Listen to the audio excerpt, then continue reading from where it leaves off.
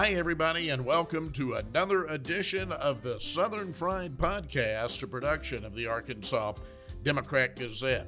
I'm Rex Nelson, and we have a holiday tradition around here. I guess it's tradition now. We've been doing this podcast for several years, and that's to bring in my friend Skip Rutherford. We'll have Skip today. We'll have him 2 weeks from now. What we do on the first show is we review the year that's coming to an end. Then on the next show, we'll make predictions for 2026. So, Skip, I hope you're ready to roll. Thanks for coming in again. Rex, thanks for having me. It's always great to be here, always great to talk about what has happened and what we think will happen. Absolutely. So, hope you've had a good 2025. I've had a great 2025. How about you? Yeah, no complaints whatsoever. No complaints. Had a wedding in the family. My son married a good Batesville girl. Of course, Skip Rutherford hails from Batesville. Still reads the Batesville Guard faithfully. Hey, listen, I was at that wedding, as you know, and great young couple. You're right. I still read the Batesville Guard, and I'm grateful for community journalism. Yeah, thank you. Thank you. And we need the support. We need people supporting their local newspapers and their statewide newspapers. It's just crucial to the future. But they have built a new home, and I'll get on subject here in a minute, but I know a lot of our listeners really keep up with development in Little Rock, in the capital city, and they built it in Petaway. And Skip Rutherford, a couple of years ago, is the one who introduced me to what was going on down there. We went down there and had a cup of coffee and walked around one morning, Skip, and never could have dreamed at the time that you introduced me to the amazing things that are going on that Mike Orndorff and others are doing in that neighborhood, that my son would have a new wife and their first home would be in that neighborhood. But it's kind of exciting to see young people building back into the city, infill development, as we call it, in economic development. Listen, I think what's happening in Petaway, Rex, is a statewide housing story, maybe a national housing story. Yeah. Because what people don't remember, old-timers do, when I was on the Little Rock School Board in the late 80s and early 90s, 21st Street Posse was the leading gang banging in Little Rock. It was a neighborhood where people were when HBO did Banging in the Rock, it was centered in the Petaway That's exactly area, right. Exactly right. Yeah. When you see the transformation that Mike Ollendorff, that Adam Fogelman, and that others have done, and seeing young people like your son and daughter-in-law moving back, it's really amazing, and it's neat in the fact that they're not. It's gentrification, not gentrification. Right, they're not chasing out all of the residents. That's exactly right. That live and there people now. ought to go to Petaway. They ought to see it. They ought to see Petaway Square. They ought to see the development. They ought to see the homes. It's a neighborhood that, again, I think it's a national model. Yeah, you and I both want to see Little Rock grow, but it makes so much sense rather than continuing to sprawl west. We're not going to be able to sprawl west much further because you're going to hit the Ouachita National Forest is what's going to happen. So continuing to sprawl west, what do we do instead? Well, again, back to infill development, Skip, and I know you have preached this going back to your school board days and others, but it makes so much more sense because the streets are already built. The water lines are already there. The sewer lines are already there. And you're coming back. We've got still thousands of empty lots in this city that are ripe for development. You're exactly right. And again, I think Petaway shows that it can be done. What we have to do, Rex, is, and having been a school board member, I say this with respect to the city board and planning commission, we have to make it opportunistic for people to take these vacant lots and restore these homes without zoning them to death, without regulating them to death. We've got it.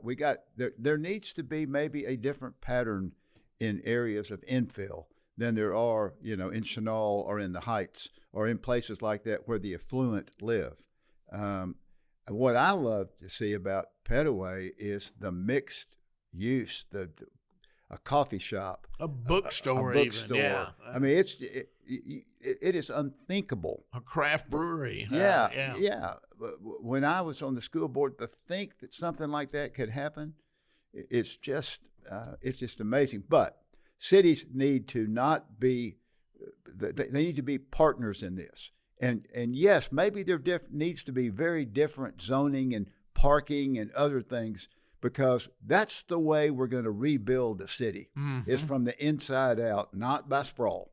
Absolutely. Absolutely. It's going to be from the inside out. And not just the empty lots, not just individual homes, but one of the exciting things you have seen down there is that a developer out of Georgia, of all places, took the old Veterans Administration Hospital, which had sat there for years, Skip, like a ghost. I didn't think anything would ever go in there, and turned it into really nice apartments, and may now do the same with the AT&T building on Capitol Avenue, which would revitalize that part of East Capitol if he does so. That's exactly right. And I couldn't agree more. Obviously, I think we have to look at, like the old Veterans Hospital, like the AT&T building. Mm-hmm. We have to take a look at how we can revitalize and restore. We've got a lot of work to do in downtown Little Rock about revitalization. But we now have some examples and some leadership that's leading that effort. So I'm encouraged. Yeah.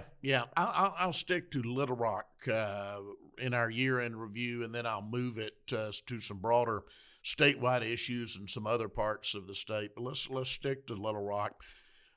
Some bad news just recently as we neared the end of the year, and that Amazon said that its massive facility in the port of Little Rock had actually been constructed incorrectly and literally laid thousands of people off. Now, I don't have any, and Amazon hasn't been real open about exactly what the problems are, how long it's going to take. But Skip, I guess the one bright ray there is I don't have any indication that they're not going to make the structural changes that are needed on that building. I don't have any indication they're going to abandon that site. It's been a good site. It's been a good workforce for them. We just don't know how long it's going to take before they hire those thousands of people back. Yeah, and it's a real blow. Yeah. I mean, let's be honest about it. That is a real blow. For the first time, Rex, and again, I don't want to generalize here, but the luster is kind of off the port. And you and I have had many of these conversations about the port, and there's a lot of good things going on the port. Oh, there really are. But when you take this big employer and you say, we didn't build the building right, I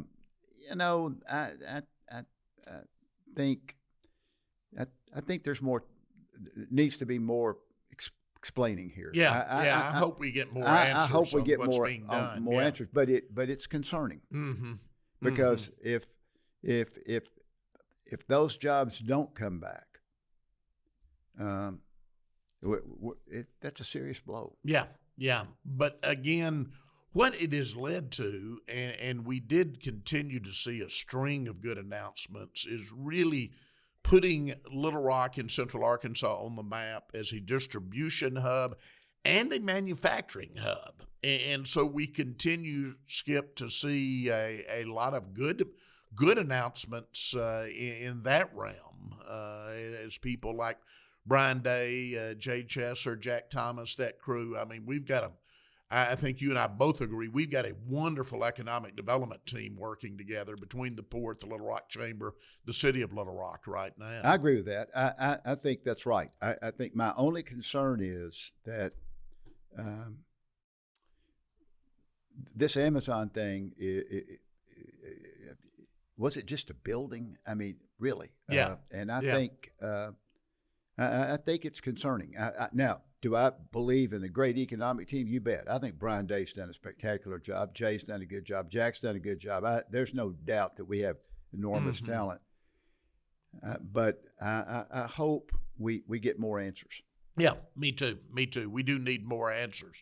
We taped this, of course, in downtown Little Rock. We talk about downtown Little Rock a lot.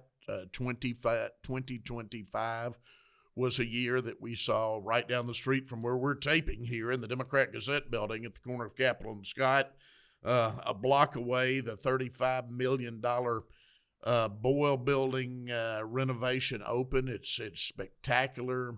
2026, Jennifer Mond will be opening what I think will truly be a world-class restaurant on the first floor of that building. We look down the street here, Central Arkansas Water, Skip, I'm sure you saw as you walked in this morning, is going forward with its almost $20 million development of that building. Hopefully more of those projects are coming. I know the fundraising continues for the Clinton Center expansion, but downtown seems to be on a bit of a roll right now with these projects. It seems to be stabilized, Rex. I think it went from the glory days of the Clinton Library and the post-construction, the work that Rhett and Jimmy did with condominiums and apartments. We saw retail. We saw the River Market coming back, a lot of activity. But we then went through COVID. We went through a convention decline. The River Market itself, the market is in disrepair, and now I think there is a plan going forward. We'll probably talk about that on the 2026 yeah, show, I think that's right. But so I think it may be stabilized. I don't want to be too euphoric because you had crews, 325 people leave downtown to go out west. They're still in Little Rock, nothing wrong with that. There's nothing wrong with that, but I'm glad for them, a great company. But I think we have to, I'm cautiously optimistic, but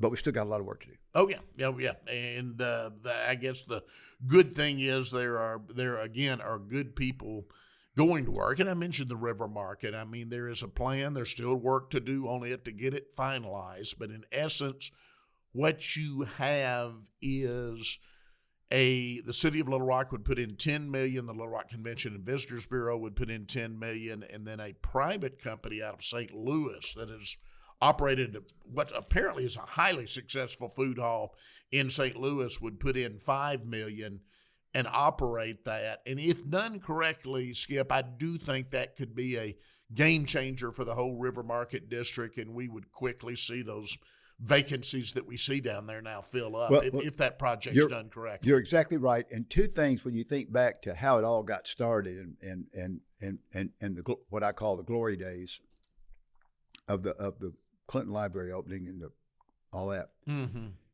Two things had happened. Number one, Bobby Roberts made the great decision to move the library, public library, to the old Phones Brothers hardware building and made an investment. And Jimmy and Rhett made the concentrated effort to do the River Market, market. So build a whole new neighborhood around the library. So now, when you look back, history repeating itself. Nate Coulter has taken that librry. Should have mentioned that on the 25 projects, $32 million. One of the best projects, and he is the Bobby Roberts of the new generation of revitalizing. Mm-hmm. And now we're seeing the River Market again itself. So the two main cogs, library, River Market, are being revitalized. Mm-hmm. That's a good sign. Yeah, it really is. Let's go statewide. We may come back to Little Rock, but I'm afraid we're going to run out of time. Let's go statewide on 2025. We had a regular session of the Arkansas legislature, and Skip, I'm usually the glass half full guy, as you know, but I've got a column coming up. I really think one of the great, I don't want to say untold because we've covered the pieces, but I don't know that anybody in the media has really come out and just said what I think is happening, and that is Arkansas state government is headed off a fiscal cliff. We've got these massive federal cuts, and you know that, for instance, rural hospitals trying to stay open are going to be looking to state government. We've got the voucher scheme now costing hundreds of millions of dollars, that's only going to grow. And for some reason, against all evidence that it's not a good site, the governor still seems dead set on building a $1 billion, and I think the price will end up going higher than that if they do it, prison. So hundreds of millions for vouchers, $1 billion for a prison, federal cuts that people are going to be looking for the state to fill. Where's the money going to come from? Well, one of the things Asa Hutchinson did was he left a surplus when he left. Mm-hmm. So give Governor Hutchinson credit for that. I think when you've outlined areas where obviously I think there are really serious concerns, and we have short term where you have tax collections up and it kind of looks rosy on the short term, but when you dig deep and you talk to the budget experts who really know it, they will tell you there are signs that are very concerning. In addition, you're right. In addition to the things that you raised, particularly school vouchers, which is a whole different subject. But we led the nation in farm bankruptcies in 2025. Yeah, our agriculture industry is really suffering. We've got maybe 25 to 40% of the farmers who at the end of this year, 2020, may not come back. Oh, yeah, absolutely. And now, I think that's add to that, Skip. And again, I'm going to be writing about these subjects. I wanted to get through the holidays before I depressed everybody with the subject. But you add to that the farm crisis, the fact that we're maybe going to lose half or more of our rural hospitals, and then the voucher thing, and I call it the voucher scheme because I think it is. We're subsidizing people who were already sending their kids to private schools and able to do it out of their own pockets. 88%. Yeah, absolutely. 88% nice. Already, and we're subsidizing those people. That is draining our public schools. So rural Arkansas, farm bankruptcies, your hospitals are closing, and your school district may be closing and consolidating. Well, and it ain't rosy in rural Arkansas. No, let me tell you. And I would think and our legislature doesn't seem to care. Our governor doesn't seem to care. Well, I think some do, and I think there's some people out there that really do care and really are trying to make a difference. I do think this, on top of all the things that you've laid out there, which are concerning. We're also, you're talking about rural healthcare, rural hospitals. Mm-hmm. If Congress doesn't extend the Affordable Care Act premiums, tax premiums, you're going to have 166,000 Arkansans at the end of 2025 having their health care bills double or quadruple. Which means they're going to go to emergency rooms for health care, which means it's going to really impact rural hospitals and urban hospitals. But then you've got this hunger crisis. You've got these cuts that are coming in SNAP. You've got, so you're going to have, the key word is, the buzzword is affordability. But Rex, we're not only in a macro financial situation, we're in a micro. Mm-hmm. Everyday Arkansans. Now, people are still shopping. People are still traveling. And quite frankly, the affluent are doing pretty well. Mm-hmm. But I think we got to be serious about what we could be facing. Yeah, absolutely.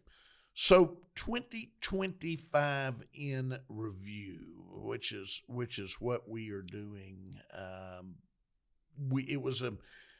We have now moved up our primaries so early now, and it means the filing periods in the previous year. We've already had our filing period. Let's be honest, Skip. What that is basically is an incumbent protection move in that you have that early when nobody's paying attention.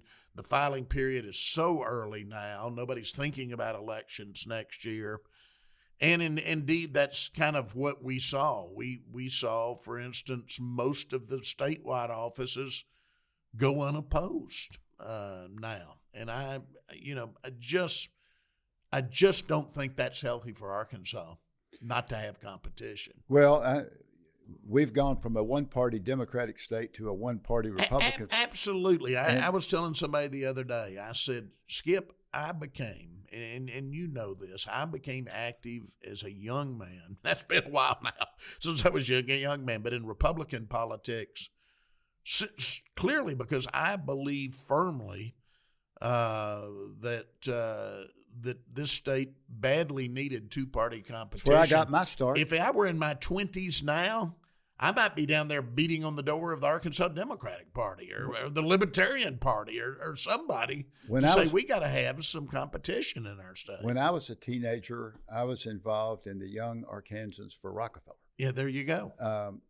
So I think a two-party system is good for the state. I think competition is good. I think the exchange of ideas. Unfortunately, we're in a situation now where the ideas are exchanged within one particular party, as it used to be in the all-Democratic thing. It's just who's more conservative than the other candidate. And you're seeing that, and you will see that in some 2026 primaries, which I guess as we look and have our next segment, our future segment on 2026, we can talk about those. But when you look back on 2025 in the legislature, I think you've got the thing that was most discouraging for me is the way we've put up barriers for people to organize initiated acts. Oh, absolutely. Absolutely. You're taking the people out of democracy. You really are. And I think part of that is due to the fact that some of the people were afraid the people might vote differently than legislation passed. But this state has always had a progressive element to it. I mean, even in a one-party state, it supported increasing the minimum wage. It supported. Well, we opened up casinos. We did medical marijuana. Yeah. I was going to say the voters did that. And so sometimes when you take the voters out of the process, I think that's one of the more that was one of the more concerning things that happened in 2025. Now, let me tell you what I think was good that happened in 2025. And I give the politicians who speak out on it. Arkansas and Arkansas State play football. Yeah, and that was very good. And you know where I stand on that? Me too. I think it needs to happen every year. And yes, I know the University of Arkansas won't make as much money, but there's more to a university system than football. It's a land-grant institution. They have a responsibility to all 75 counties. And you know how I feel, Skip? If we did that every Labor Day weekend and built an entire festival around Arkansas, it would help unify our state in a way when we are so there's so much disunity in the state. It would help unify Arkansas. I mean, we celebrate Arkansas literature, Arkansas food, Arkansas music, Arkansas wine, you name it. But I'll go back to that. Of course, the weather was beautiful. The game wasn't that good, but who cared? That, I think, was Arkansas's finest day in 2025. It was a wonderful day to be in War Memorial Park. It was, and I give the governor credit for coming out there in support of that game. I appreciate her leadership on that. I think she's right. She's looking at all of Arkansas. And hopefully that will occur, whether it's every year, who knows. There'll be a lot of barriers our friends in Fayetteville will put up. But let me just remind everybody that regardless of the score of that game, Arkansas has one Division I team going to a bowl this year. Yeah, absolutely. And that's the Arkansas State Red Wolves. Yep. And they are Arkansas's team in the postseason bowl. When it comes to the bowl season, you're exactly right. That's exactly right. So I think it's encouraging. Plus, I think it's encouraging that these Arkansas kids who maybe playing at Arkansas State and those playing at the University of Arkansas get a chance to play. I think it's a good thing. I've been advocating it for years. I hope it continues, and I hope the governor, to her credit, continues to, in the words of Chad Morris, put the pedal to the metal. Well, while we're talking about it, Skip, while we're talking about things in Arkansas and things that are unique to our state, There was a massive effort, as you know, to get ESPN Game Day to Arkadelphia for the Battle of the Ravine. We did not succeed in that, but they did a segment on the Battle of the Ravine, and all of the publicity around that had more than 10,000 people, which equaled the population of Arkadelphia, in the stadium that day. And so I guess I have to put that day up there along with the Arkansas ASU game as a great day for Arkansas, because that's one of those things that's just totally unique to our state and should be on every Arkansan's bucket list. Well, you're right. And again, in our world, where a lot of the sports traditions, i.e., Thanksgiving Day football games like Batesville and Newport and Hall and Central and those kinds of things have gone away, things like the Battle of the Ravine still, make a difference. I think about, you and I both grew up with the Arkansas Intercollegiate Conference basketball. Yep. I noticed this weekend that former Arkansas College great, my longtime friend Jim Haney, was elected to the Arkansas Sports Hall of Fame. And I think this is a kid who grew up in a small town in Arkansas and went to a small college that was just grassroots basketball with little or no budget, is now in the Arkansas Sports Hall of Fame. I think these traditions that Henderson and Ouachita have. The other day, I was walking in the neighborhood and someone said to me, I'm a relative of Don Dyer, and I said, Henderson. And she said, you're right. Yeah. And those kinds of traditions to me are really important. Yeah, they really are. As we look back on 2025 while we're here, one of the things I'm thankful for is both at our state institutions and our private institutions of higher education. And Skip has long been involved in higher education on the Line College Board, other things. I spent 5 years full-time involved in higher education as head of the Association of all the private colleges and universities. But we really appear to me, I think, to have strong leadership, like I said, at our state and private universities both. And I think that's one of the good things I can say about 2025. The breath of fresh air that Chancellor Robinson has been at the University of Arkansas. Our friend Todd Shields doing amazing things in Jonesboro right now. My childhood friend Trey Berry bringing Henderson back from the dead. And I mean, it was almost about to close the door. And it is thriving under Trey. I could go on and on. But I think that's one of the good things we can say about 2025. We've got some great leaders. Houston Davis at UCI. I'm going to leave people out. But there are a lot of people in higher ed right now in Arkansas that I'm big fans of. Well, I think you're right, Rex. And let me say that one of the things that I'm proud about of higher ed that happened in 2025 is that we opened a dental school. Yep. Line College, speaking of your connection there. And there are admissions are underway for the second class, and the last number I heard is that we had over 1,800 applicants for 80 spots. That's outstanding, yeah. And so that's a really positive development. In the next 3 years, we'll have 240 dental students in Little Rock.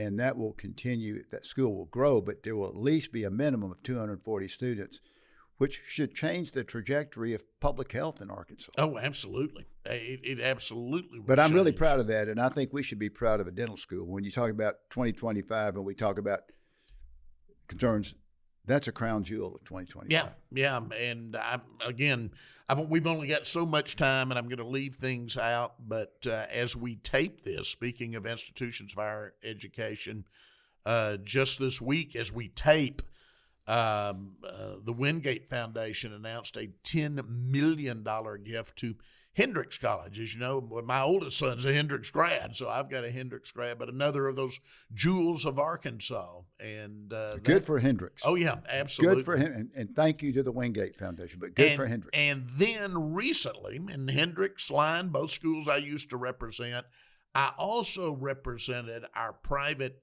HBCUs, and we saw a $19 million gift to Philander Smith University here in Little Rock. Huge. Again, to use that term, a game changer for Philander Smith. And I'm so glad. Me too. That is, if you talk about a benefit. Mackenzie Scott, that national gift. And Philander Smith in Little Rock, Arkansas. Yeah, absolutely. Absolutely. So good things going on in higher education.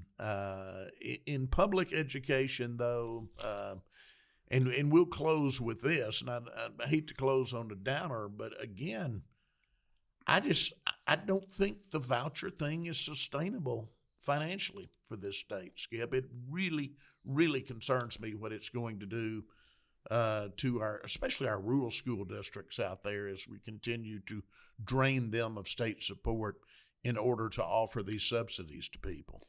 You know, Rex, when I was on the Little Rock School Board, I often said to parents, the choice where you send your children to school is your choice. Mm-hmm. I can't make that choice. I'm not your child's parents. So whether it's public or private or homeschool or whatever the cause, that's fine. And I still believe that. What I don't believe in is taking taxpayer dollars for school vouchers and subsidizing 88% of the people who are already in private schools who'd already made that call. Mm-hmm. And you're seeing all over the state that you're not seeing these kids moving from poor districts. You're not seeing this. You're seeing the affluent get a tax break. Yeah, absolutely. That's what you're seeing. Yeah. And again, the situation, I mean, one of the things the governor did was, said these students have to spend, 75 hours of public service work or whatever that is. That's for public school students. Yeah. Private school students, there's no similar requirement. No, they got state money, yeah, but no similar requirement. Yeah. And you look at how some of the voucher dollars have been spent on some of these, So again, I by the way, to promote our paper, we've got one of our best reporters, Josh Snyder, that's now on that beat full time, and he's doing a great job. And he's a Clinton School graduate. There you go, of uncovering. It was my student, and there. I'm proud of it. You did a great job. Thank you. He's a good guy. But he will keep up with that. Yeah. Let me tell you. He's a bird dog. There's no doubt about it. But and I'm glad we're reporting on that. But again, I'm not knocking the fact that people. I'm not knocking private schools. I'm not. No, I have nothing. And I've written this. As you know, my oldest son was a graduate of Little Rock Catholic.